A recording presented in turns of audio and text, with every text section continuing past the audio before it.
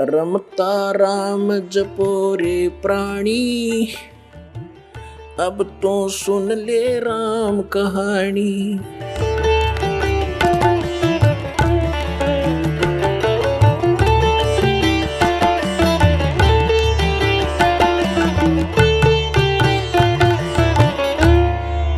जैसे आजकल शिक्षा क्या है, कोई इंजीनियर बनता है, अपने बच्चे को बनाता है, उद्देश्य ये रहता है ये कोठी बनावेगा, कार लेवेगा, फलाने के लड़के ने ऐसे किया था, आज वो बड़ी ठाठ से रह रहा है।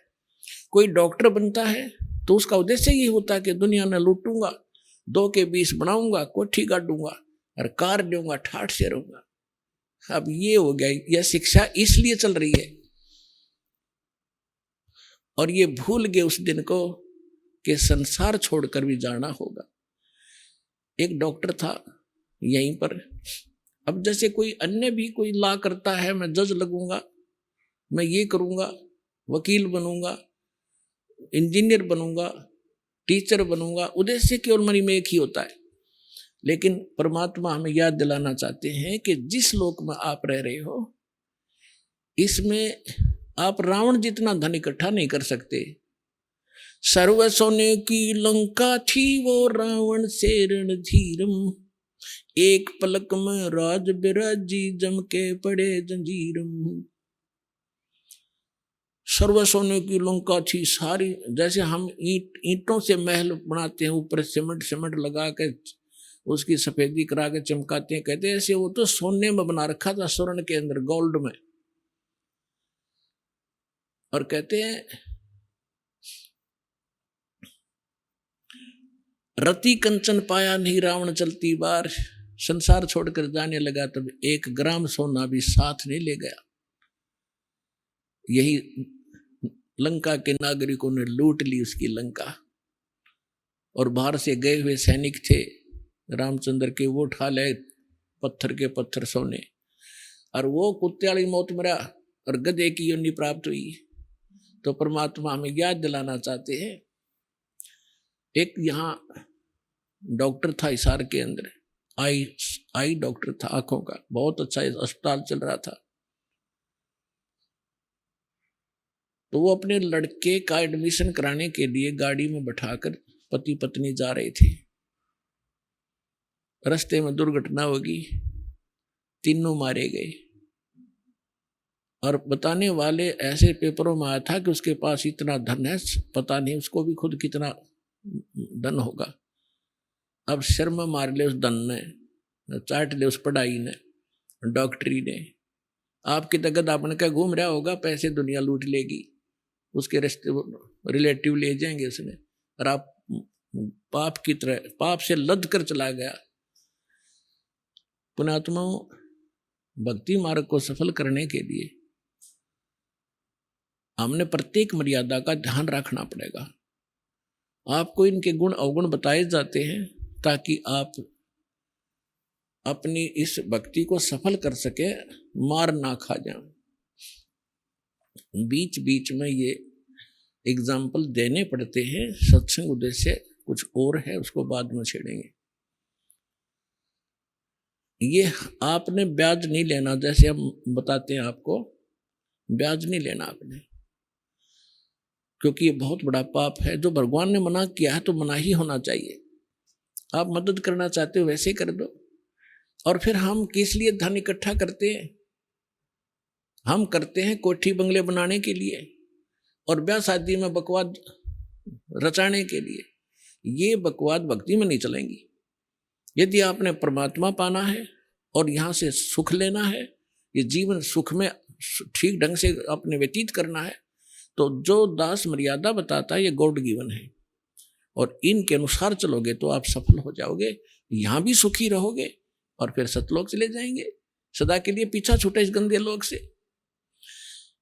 रोहतक के अंदर एक मिगलानी परिवार था, है वो अब भी कुछ तो विशेष बचे होंगे, और वो क्या करता था, फाइनेंस का काम किया करता, और 15, 10, 12, 18% ब्याज लेता था।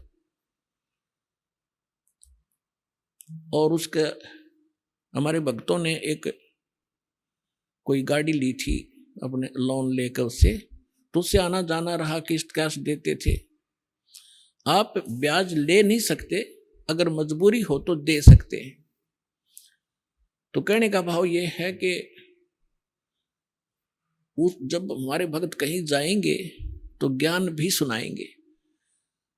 उससे जो फाइनेंसर था उसका पिता वहां बैठा करता था उस बच्चे के ऑफिस में, उस पिताजी से ज्यादा संपर्क रहता था उन भक्तों का जाना आना। उनसे समझाया करते थे कि आप भक्ति करो, हमारे गुरुदेव के पास यथार्थ भक्ति है, आप ऐसे ऐसे ज्ञान सुनाते थे। तो वो व्यक्ति कहता था उनका पिता कि आज मेरे जैसा सुखी संसार में नहीं है, और मैं शंकर भगवान की पूजा करता हूँ, वैष्णो देवी की पूजा करता हूँ, मैंने गुरु भी बना रखा है, आप क्या मुझे शिक्षा दे रहे हो। एक लड़का तो फाइनेंसर है, महीने की लाख रुपए की कमाई है इसकी। एक बेटा मेरा जज है, उसकी पत्नी भी जज है, अब मुझे क्या शिक्षा देते हो तुम। अपने आत्मा ये बात ध्यान रखना आप कि जब तक परमात्मा ने बताया है कि जब तक इस प्राणी के पूर्व जन्म की भक्ति और दान कमाई शुभ संस्कार चलेंगे, तब तक ये कोई भक्ति करो चाहे ना करो, कितने पाप इकट्ठा करता रहो, वो तो उसको मिलेगा ही मिलेगा। और वो गलती से ये सोच बैठता है कि मैं जो भक्ति साधना कर रहा हूं इससे मुझे ये लाभ हो रहा है। और जब वो पुण्य समाप्त हो जाएंगे, पाप का दौर शुरू होगा, फिर उसकी सारी पूजा धरी धराई रह जाएंगी वहां पर। वही पूजा करते करते उसका विनाश हो जाता है। तो वो उस भक्ति से उसको कोई लाभ नहीं था। अगर उस भक्ति से होता तो आगे भी बचाव होता।